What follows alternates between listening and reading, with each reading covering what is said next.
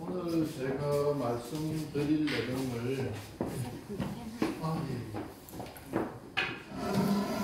말씀드릴 내용을 가만히 들어보시면 지금까지 우리가 알고 있던 공부에 대한 상식이 맞을 거예요.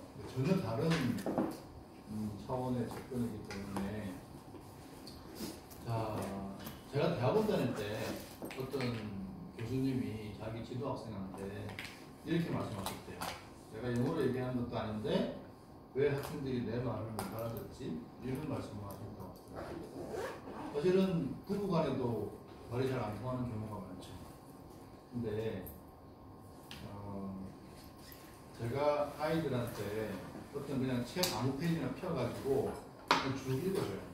읽어주고 나서 이 페이지에서 뭐 했습니다, 갔습니다 라고 하는 그 가짜가 몇 번 나오는지를 세보라고 해요.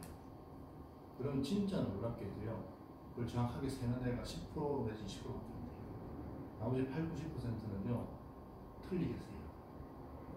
근데 더 놀라운 사실은 만약에 가짜가 20개가 있잖아요. 그러면 뭐 18개, 7개는 이해가 되죠. 근데 23개, 24개가 나와요. 그 무슨 말일까요? 안 듣고 있어요. 안 듣고 있다가 이제 애들이 뭐 17개, 20개 뭐 이렇게 얘기하니까 자기는 이렇게 그냥 얘기하는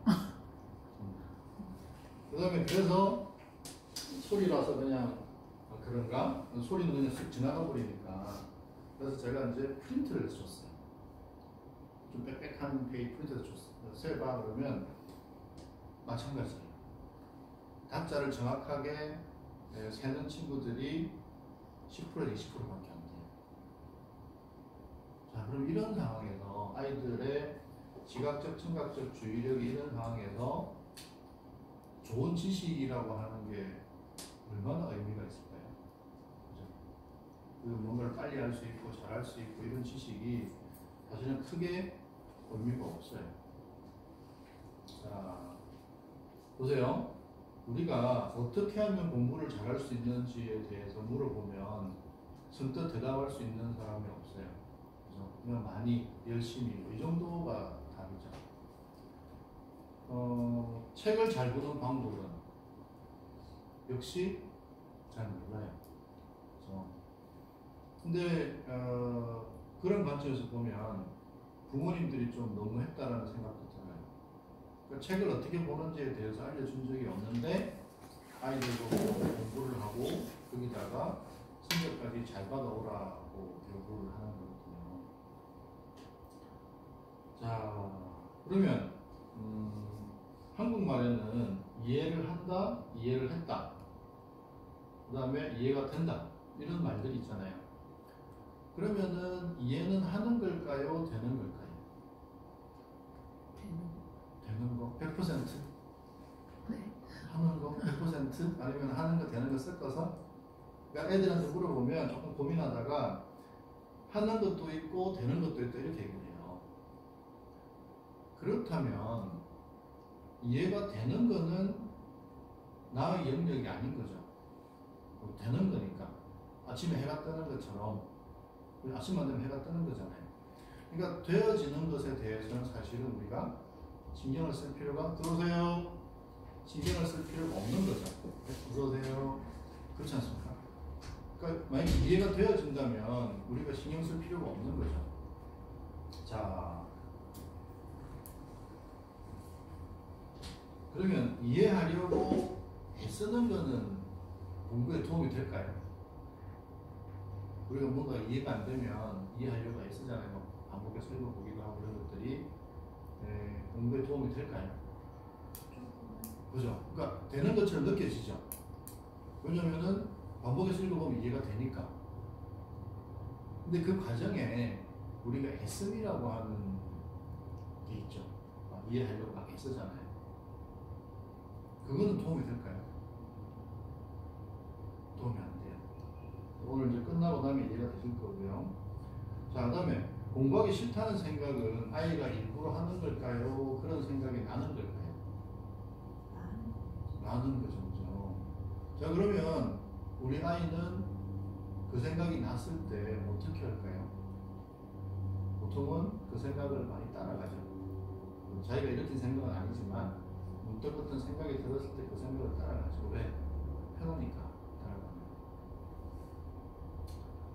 자, 넘어가고요. 자, 우리가 공부를 하다 보면 스트레스를 받죠. 이해 안 되고 어렵고 모르겠고 힘들고 뭐 이런 것들. 이런 스트레스에 주의를 두는 거는 공부를 하는 걸까요? 안 하는 걸까요? 안 하는 겁니다. 그죠? 자, 그러면 반대로 우리가 무언가를 읽어보면 이해된다는 사실을 알죠. 이거는 이렇구나 알게 되잖아요. 자, 그러면 이해된다는 생각에 주의를 두는 거는 공부를 하는 걸까요? 안 하는 걸까요? 이것도 공부를 안 하는 거예요. 자, 오늘 그래서 이 부분에 대해서 이제 이해를 시켜드릴 거고요. 이제 마지막으로 우리가 하게 될 게 뭐냐면 나는 공부를 능동적으로 해야 될까? 아니면 수동적으로 해야 될까? 능동적으로 한다는 의미는 공부에 대한 책임을 내가 지는 거예요. 수동적으로 한다는 의미는 그냥 내가 할 수 있는 것만 하고 내가 할 수 있는 것은 손을 대지 않는다는 거죠. 자, 그 부분에서 이게 그래서 오늘 말씀드릴 공부의 핵심은 뭐냐면 우리가 쓸데없는 행동만 안 하면 공부를 할 때 공부의 효율이 엄청나게 올라간다는 사실이죠. 그러니까 지금보다 무언가를 더 많이 해야 되는 게 아니고 지금 하고 있는 것들에서 불필요한 것들을 다 제거해내고 나면 효과가 엄청나게 올라간다는 거죠. 자, 그럼 첫 번째, 이해는 하는 것인가 되어지는 것인가 라는 주제에 대해서 자, 보세요. 우리가 책을 읽을 때 단어를 볼까요? 문장을 볼까요? 어떤 것 같으세요? 예를 들어서 한 문장이 3줄이다. 그럼 우리는 한 번에 3줄을 다 보지는 않죠. 그죠? 즉, 우리는 글을 읽을 때 사실은 단어를 봐요. 단어를 보는데 그게 어디선가 문장이 되죠. 그리고 어디선가 그 문장의 의미를 파악하죠. 그리고 그 문장이 포함되어 있는 문단의 내용을 파악하죠. 그리고 처음부터 지금까지 읽었던 그 내용을 연결시키고 요약하고, 그죠? 그리고 그 요약된 내용이 내가 알고 있는 지식과 맞는지 맞추어 보죠. 그리고 앞으로 어떤 일이 나올지를 예상을 하죠. 자, 그런데 이 과정에서 내가 하는 게 뭐가 있죠? 그렇죠.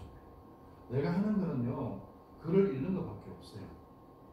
나는 글을 읽을 뿐인데, 그죠? 의미를 파악하고 요약하고 내 경험에 비춰보고 앞으로 어떤 일이 나올지 예상하는 일들이 사실은 저절로 일어나고 있죠. 그죠? 자, 그러면 나는 여기 있는 이 무의식의 내가 하는 일에 신경을 써야 될까요? 안 써도 될까요? 안 써도 돼요. 내가 할 일은 이 의식의 내가 하는 것만 충실하게 해주면 돼요. 근데 우리는 지금 어떻게 하고 있죠? 특히 그 이해라는 부분, 그죠? 이해가 안 된다는 사실을 알았을 때 이해하려고 엄청나게 즉 무의식의 내가 하는 역할을 하려고 막 덤비는 거예요. 공부할 때. 그러니까 의식, 즉 내가 할 수 없는 부분을 지금 하려고 하고 있는 거예요. 공부를 한다라고 하는 게. 근데 그것만 안 하고 내가 할 수 있는 것만 하면 좀 이따 보여드리겠지만 엄청나게 효율이 올라가기 시작해요.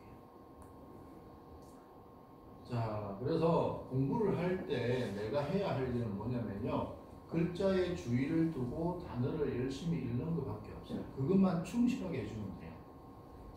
그러면 무의식의 내가 알아서 다 정리해요. 자, 그래서 이렇게 돼요. 좀 이따 제가 이제 내각 다큐멘터리를 보여드릴게요. 그래서 우리가 글을 이해하는 과정은 우리가 일단은 글자에 대한 주의를 둬야 돼요. 그죠? 예를 들어서 시선이 아닙니다. 아이들이 시선은 책을 보고 있지만 주의는 친구랑 생각 속에 친구랑 놀 수가 있죠. 그래서 그런 측면에서 시선이 아니고 주의가 책의 글자에 가 있어요. 주의가 글자에 가 있는 상태에서 글자를 읽기만 하면 그 다음부터 이 초록색 과정, 즉 무의식의 내에서 이 들어온 정보를 이해된다 안 된다 안다 모른다를 다 결정해요. 그 다음에 그것이 의식의 내로 전달되고 그래서 내가 알게 되는 그런 과정이거든요. 자, 잘 이해가 안 되시겠지만, 자, 요거를 보여드릴게요. 동영상을.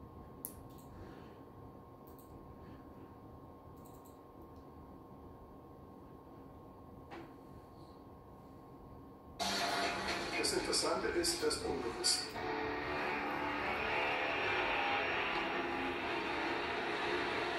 자, 여기 창고 같은 데서 축구공이 하나 튀어나오고 꼬마가 공을 쫓아 나오고 있어요. 그리고 여기는 차가 주차되어 있고요. 그리고 이쪽 앞쪽에는 도로예요, 도로. 그래서 여기 도로에서 운전하는 운전자들이 이 주차된 차 때문에 이 꼬마를 못 볼 가능성이 많아요. 그죠? 몇 초 뒤에 굉장히 위험한 상황이 생길 수 있죠. 그때 이 여성의 뇌에서 어떤 일이 벌어지는가 하는 거예요. 이걸 보면 이제 방금 제가 말씀드렸던 것들을 이해할 수 있어요.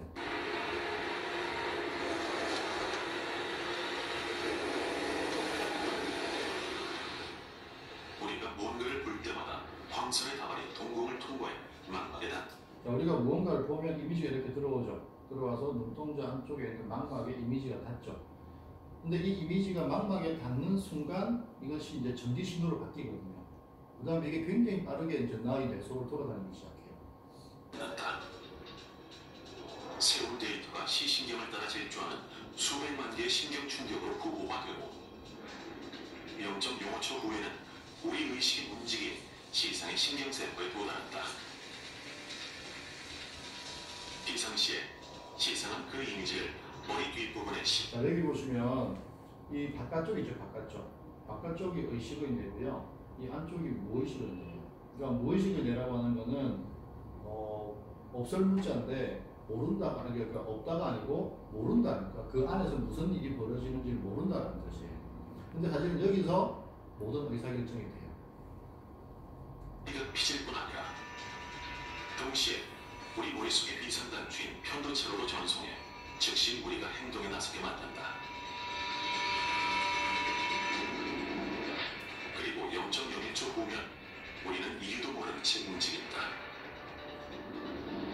다음은 무의식의 영역에서 그 이미지를 분해한다. 자, 이게 중요해요. 무의식의 영역에서 지금 눈을 통해서 들어온 정보가 뭔지를 판단하는 거예요. 무의식의 영역에서. 특수신경세포들이 색과 윤곽 등을 분석해 그 결과가 경험의 데이터베이스를 통과하게 한다. 자, 경험의 데이터베이스는 역시 무의식의 뇌에 해마라는 곳이 있어요. 해마라는 곳이 이제 모든 이제 기억을 다 저장하는 곳이거든요. 그래서 해마가 작아지거나 또는 딱딱해지면 그게 우리가 치매라고 부르는 거거든요. 자, 그래서 이제 해마를 거쳐서 이제 어떤 결론이 나게 돼요.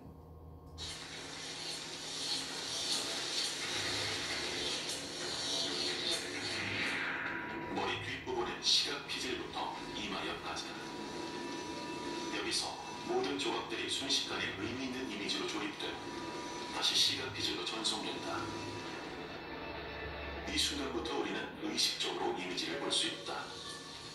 구름을 쫓아 도로로 뛰어드는 한 0.3초 만에 평가를 거쳐 투영되는 이미지다.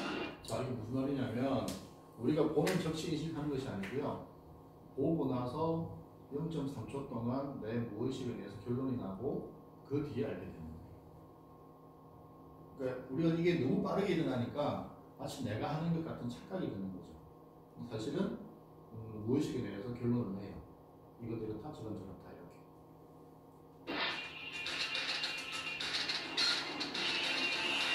그래서 마사는 때맞춰 아이를 붙잡을 수 있는 것이다. 자, 그래서 과학자가 이렇게 얘기합니다.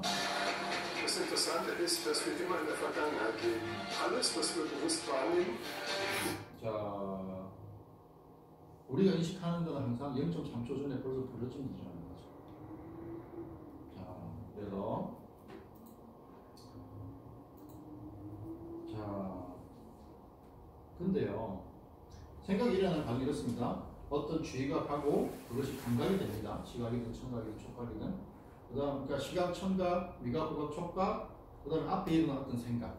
이 6가지가 감각이 되어지면 그게 무의식 내로 들어가요. 그 다음에 여기서 결론이 나요. 그 다음에 의식 내로 나오고 그래서 우리가 알게 되는 거예요. 자, 이걸 우리가 어떻게 할 수 있냐면 어떤 걱정이 생겼을 때 우리가 그 걱정에서 빠져나올 수 있나요? 꺼져나오죠. 왜 그럴까요? 무의식에 대해서 끊임없이 그 걱정의 생각을 만들어내서 그래요. 생각을 멈출 수 있으세요? 못 멈추죠. 왜냐하면 생각의 출발점이 의식이 아니거든요. 무의식에 대해서. 그러니까 생각이라고 하는 거는 무언가가 감각이 되면 그냥 일어나는 거예요. 시각이든 청각이든 촉각이든 이렇게. 자, 그러면 근데 생각이 일어나는 과정이요. 글이 이해되어지는 과정하고 똑같아요. 그죠? 왜냐면은 우리 글을 읽어보면 뭐 A는 B고 B는 C고 C는 A네 라고 하는 게 생각이죠. 그러니까 결국 무언가를 이해한다라고 하는 것은 생각으로 알게 되는 거거든요. 그래서 글이 이해되어지는 과정이나 생각이 일어나는 과정이 똑같아요. 자, 그렇다면 글이 이해되어지는 과정이 어때요? 일단은 주의가 글자를 향해야 돼요. 그 다음에 이것이 주로 시각이나 청각이죠. 시각이나 청각을 통해서 감각이 되고, 그 다음에 그 감각 정보가 무엇이 내로 들어가고, 여기서 결론이 나요. 안다, 모른다, 이해된다, 안 된다. 결론이 나고, 그것이 의식 내로 전달되어지고, 그것도 우리가 알게 되는 거예요. 자, 그런데 중요한 건 뭐냐면, 여기서 내가 할 수 있는 게 뭐냐 이거죠. 1번부터 6번까지 과정에서 내가 할 수 있는 건 사실은 1, 2번밖에 없죠. 그렇죠. 그리고 3, 4, 5, 6번은 사실 손을 댈 수가 없어요. 이거는 일어나는데 거의 뭐 0.3초 안에 끝나버리죠. 0.3초라는 시간 동안에 내가 뭘 어떻게 하겠어요. 자, 이것이 우리가 이해된다라고 하는 거예요. 그러면 내가 할 수 있는 것이 1분, 2분밖에 없다면 우리가 지금까지 해오던 공부의 방향이 엄청나게 많이 바뀌어져야 돼요. 그렇죠? 결국은 내가 하는 일은 뭐냐면요, 무의식의 뇌에다가 그냥 정보를 전달하는 것밖에 없어요. 나머지는 무의식을 내가 다 처리해야 돼요. 실제로 이게 지금 우리 내 안에서 일어나고 있는 공부의 과정이거든요. 자, 그러면은 그냥 사실 우리는 이제 요 1번, 2번에만 집중하면 되는 거죠. 자, 그래서 우리가 공부를 할 때 어떻게 하냐면은 글자에 주의를 두고 읽는다. 첫 번째. 두 번째는 이해하려고 애쓰지 않는다. 그죠? 이 두 번째는 상당히 좀 받아들이기 힘드시죠. 근데요, 이해하려고 애쓰지 않게 되면요, 공부가 엄청 편해져요. 근데 신기하게도 이해가 잘 돼요. 이런 일이 벌어져요. 자, 근데 이해하려고 애쓰지 않는 거는 그나마 잘 돼요. 그러니까 이 이해하려고 애쓰지 않는다를 제일 잘 되는 사람이 초등학생, 그다음에 중학생, 그다음에 고등학생. 어른들이 잘 안 돼요. 왜 그럴까요? 이해하려고 애쓰면서 공부했던 시간이 너무 많아서. 여기서 영어를 가르칠 때 이제 그림 그리기라는 것을 하고 나면 그림 그리기 어떤 수준에 가게 되면은 이제 책을 읽어보면은 이제 이게 그냥 한글처럼 읽고 이해하는 상태가 돼요. 해석을 안 해도. 근데 주말에 그 서울에서 오시는 아버지하고 아들이 있는데 이제 중2 올라가는 친구인데 이 친구는 그냥 몇 달 만에 영어를 그냥 한글처럼 읽게 됐어요. 근데 똑같이 시작을 했는데 아버지는 이게 안 되는 거예요.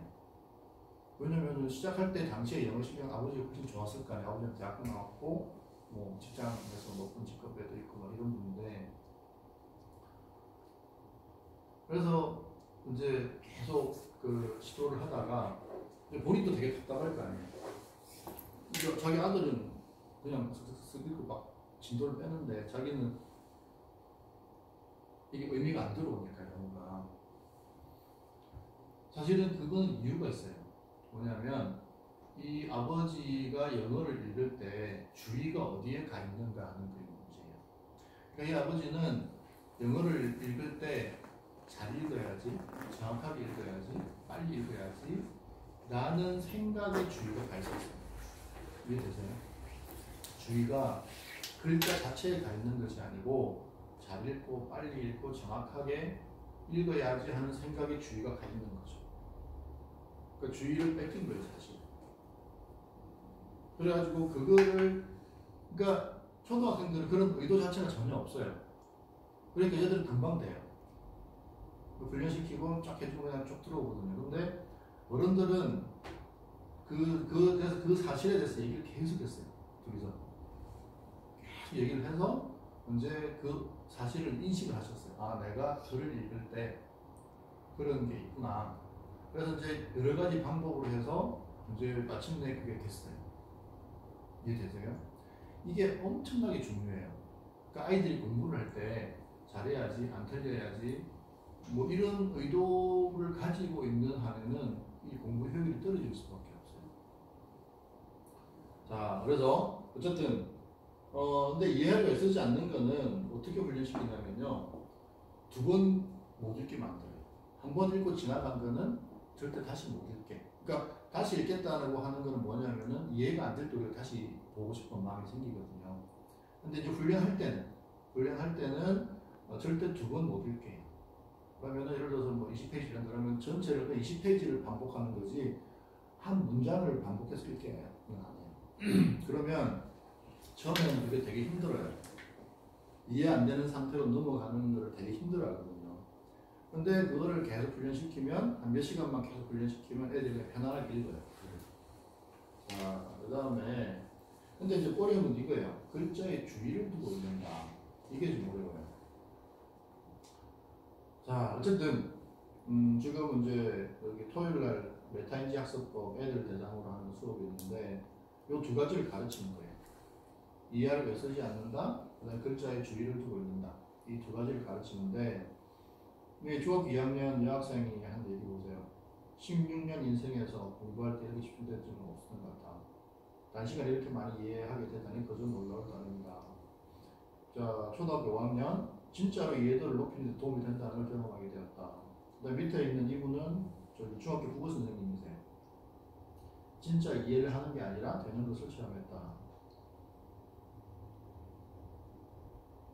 기존에 공부하던 방식에서 뭘 바꿨냐면은 이해하려고 하지 마. 그 이해하려는 의도를 빼라는 거죠.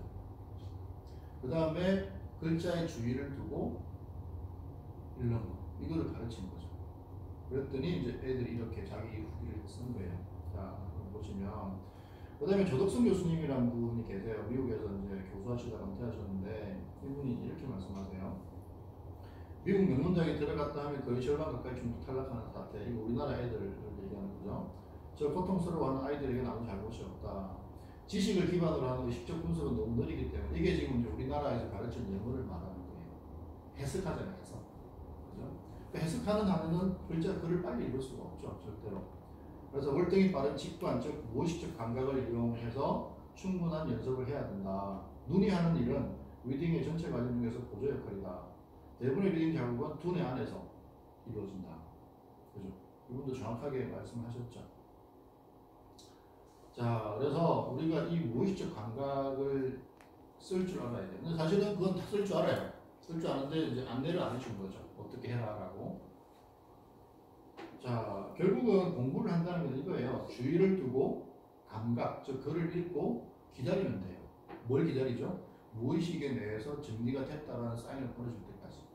그죠? 그래서 이 무의식이라고 하는 컵에다가, 그죠? 이 컵에다가 그냥 감각 정보를 계속 넣어주는 거죠. 그걸 기다리면 이 컵이 넘치는 순간 우리가 이제 알게 되는 거예요. 이런 과정이에요.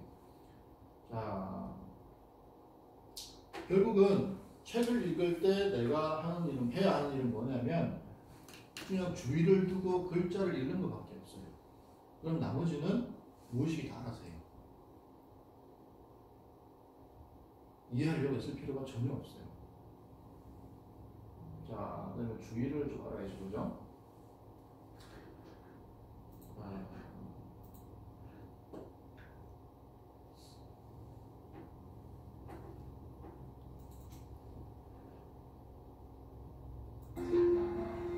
이 순간 우리 눈앞에서 벌어지는 모든 걸 인식한다고 생각합니다.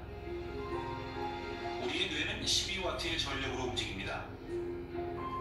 냉장고 전구가 쓰는 전력의 3분의 1도 안 되죠. 뇌는 이렇게 제한된 에너지로 무수한 지름길을 연결되어 세상의 정수를 추출합니다. 것을 처리할 수 없기 때문에 뇌는 중요한 것에 집중하도록 진화했습니다. 자, 모든 것을 처리할 수 없기 때문에 선택을 하게 돼 있어요. 어떻게 그러는지 알아볼까요? 뇌는 전전두 피질과 두정엽이 있습니다. 뇌의 다른 부위에서 보내는 신호들을 전환하는 것으로, 그 때문에 우린 카지노 칩에서 벽 색깔로 또는 손으로 주위를 돌릴 수 있게 되죠.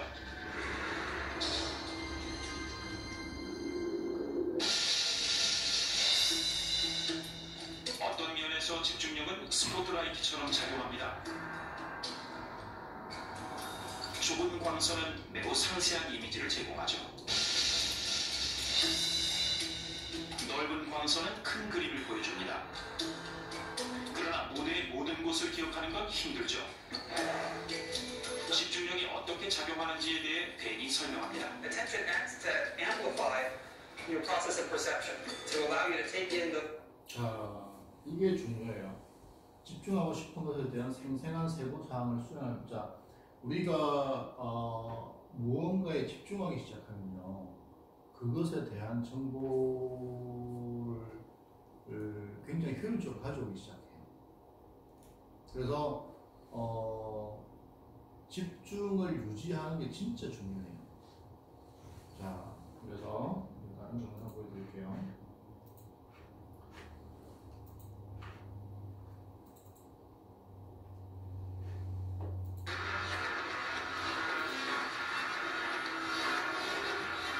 매일, 매시간 사람에 대한 이미지들로 넘쳐난다. 우리는 한 번에 몇 가지 이미지에만 집중할 수 있지만 그동안 무의식은 이 시각적 홍수를 자동으로 걸러낸다.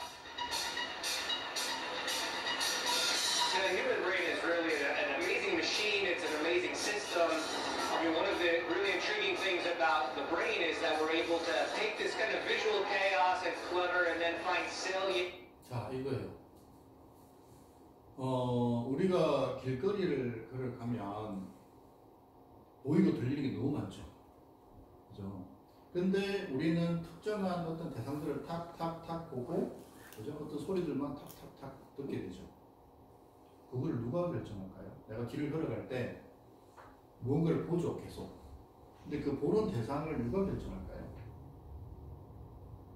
사실은 그게 무의식은 내가 결정하는 거죠. 그 이유가 뭐냐면 나한테 가장 중요한 정보를 찾기 위해서 그래요. 그래서 우리 뇌는 모든 것을 다 처리할 수 없기 때문에 선택적으로 선택을 하고, 근데 그 선택되는 대상이 뭐냐면 나한테 중요한 정보를 줄 수 있을 가능성이 있는 거예요. 자, 그런 관점에서 자 보세요. 주의가 계속해서 움직이죠. 지금도 사실은 한 곳만 보고 계시지 않죠. 이것저것 봤다가 또 제 얘기도 들었다가 봤다가 이게 지금 왔다 갔다 한다고 주의가. 자, 그럼 이거 혹시 가능하대요? 나는 커피 마시면서 컴퓨터 하면서 친구와 얘기할 수 있다. 뭐 별거 아니잖아요, 그죠? 즉 쉽게 말하면 뭐냐면 멀티태스킹을 할 수 있느냐는 문제거든요. 자, 그런데 요거를 좀 보세요.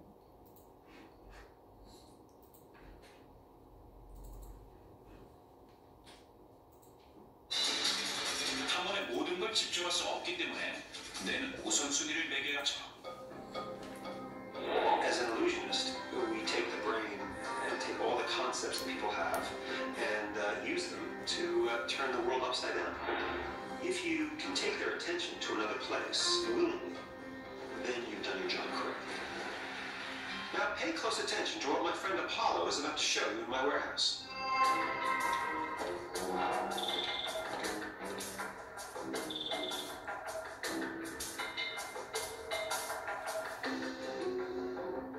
I'm going to show you something that's not completely legal. 1달러짜리죠?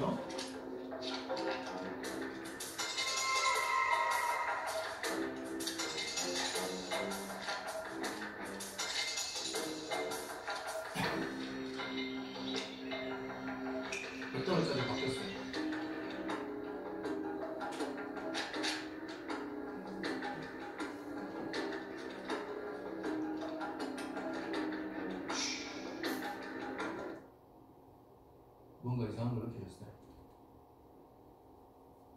애들은 잘 살아야 되는데. Amazing. But did you happen to notice all the things that have changed since the scene began? Action. I'm going to show you something that's not completely legal. Go!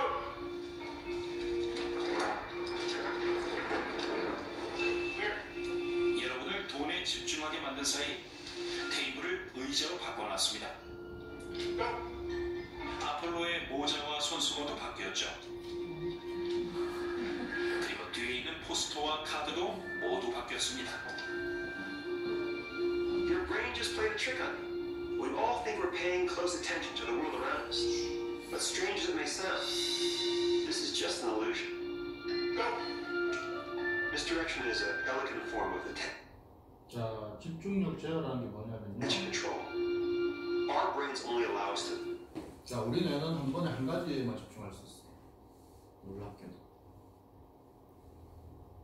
really focus on one thing at a time. So when we have you deciphering a mystery down here, another mystery can be happening back here. 마술이 진행되는 동안 바뀐 8가지를 놓치셨나요? 그래도 속상해하지 마십시오. 자, 아까 제가 그 시각적, 청각적 주의에 대해서 말씀드렸죠. 그래서 사실은 우리가 아까 그 글자에서 타자를 찾는 거를 말씀드렸는데 애들이 그거를 못하는 이유가 있어요. 뭐냐면 그 순간에 주의가 자기 생각이 가 있습니다. 또는 뭐 딴짓을 했든지. 그러니까 프린트를 해서 주고 거기에 글자 다자가 몇 개인지를 세어보라고 하는 것도 못해요. 어른도 못해요. 어른이라고 할 수 있는 게 아니에요. 왜냐하면 주의력이라고 하는 거는 어른이라고 더 강한 게 아니거든요. 자, 이거 한번 보세요. 어떻습니까? 동시에 여러 일이 가능한가요? 동시에 몇 가지 일을 할 수 있다고 생각하십니까? 2가지? 3가지? 5가지? 우리 늘 우리가 여러 가지 일 처리를 한다고 생각하지만 대부분의 사람들이 그러지 못합니다.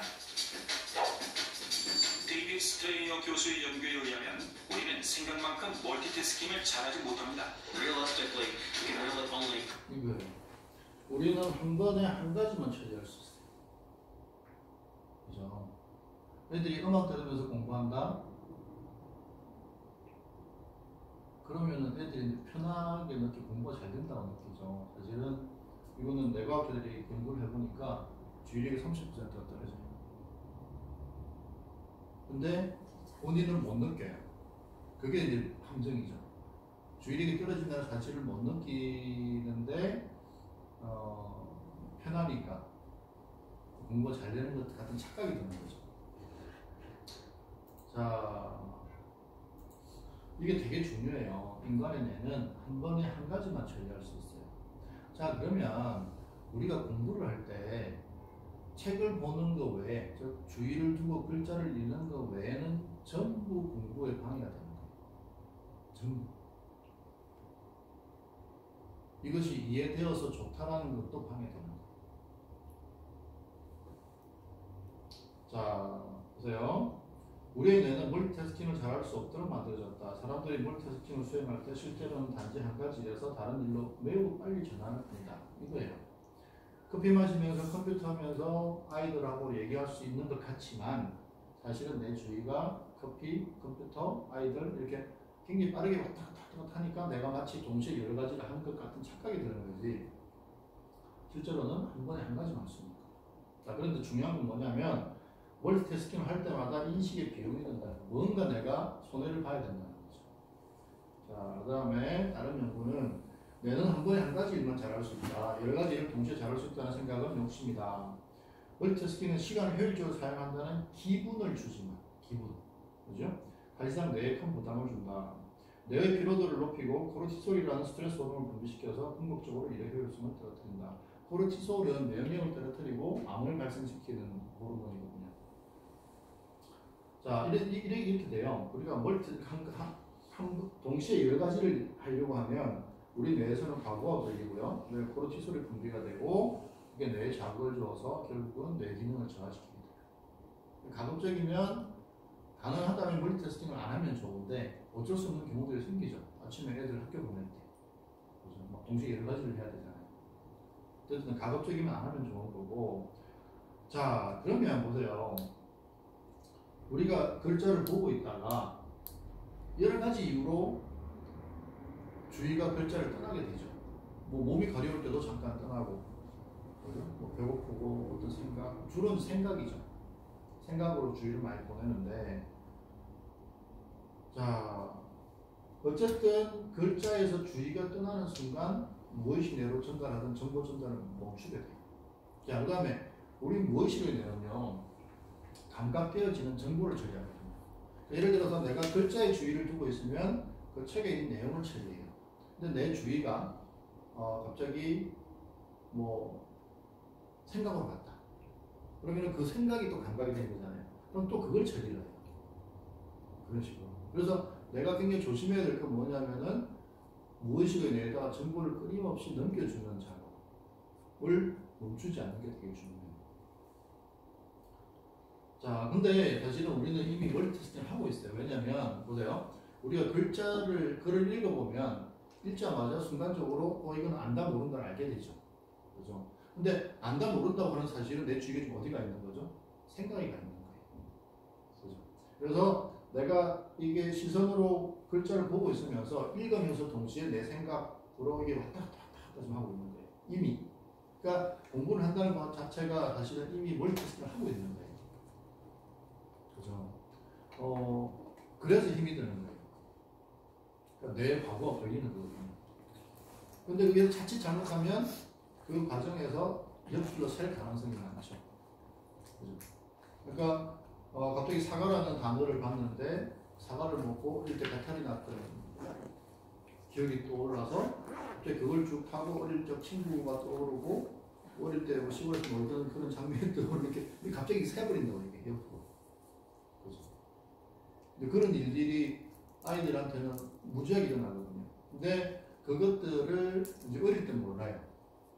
초등학생 때 거의 몰라요. 중학생들도 한 1, 2학년 때 잘 몰라요.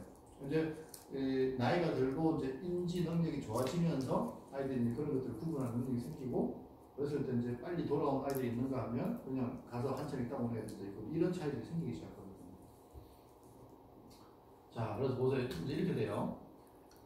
글자를 감각하는 비율과 안다, 모른다 또는 불필요한 생각에 있는 비율을 보면 이렇게 이제 비유를 할 수가 있어요. 뭐 정확한 비유는 아니지만, 즉 눈은 글자를 보고 있지만 결국은 내 주의가 생각이 가 있으면 공부가 될 리가 없죠. 근데 이게 이 비율이 한 50대 50 정도가 되면 이제 3단계가 되고 읽고 이해하는 상태가 돼요. 근데 글자를 감각하는 상태가 더 올라가게 되면 이건 읽고 이해하는 상태가 아니에요. 그때부터 이제 보고 아는 상태가 돼요. 무슨 말이냐면 우리가 한글을 읽다가 보면 예를 들어 소설 같은 걸 읽다가 재밌는 소설을 읽다 보면 어느 순간 이게 읽고 이해하는 상태가 아니고 그냥 보고 아는 상태로 이게 쭉 진행이 돼요. 그러다가 이제 이게 완전 몰입 상태로 들어가게 되면 그때는 내가 글을 읽고 있다는 사실 자체도 잊어먹게 돼요. 그냥 책과 내가 있고 그냥 정보가 쭉 들어온 상태가 진행이 되거든요. 그래서 이거를 글자를 감각하는 상태를 얼마까지 올리느냐 하는 게 되게 중요하게 돼요. 자, 이건 아까 했던 거고요. 자, 결국 이렇게 돼요.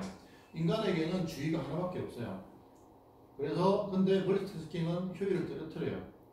근데 이미 우리는 공부를 할 때 멀티태스킹을 하고 있어요. 그래서 가급적이면 글자를 감각하는 것에 모든 주의가 갈 수 있도록 하는 게 핵심이에요. 자, 그래서 이제 아까 이어서 그냥 이해하기가 쓰지 말고 글자에 주의를 두고 읽는 연습을 시킨 거죠. 그랬더니 이분은 이제 직장인이신데 김미계라는 분은 자, 평상시에 많이 애쓰면서 공부했다는 것을 알게 되었다. 애쓰면서 하는 공부란 능력이 오르지 않았다. 왜 그럴까요?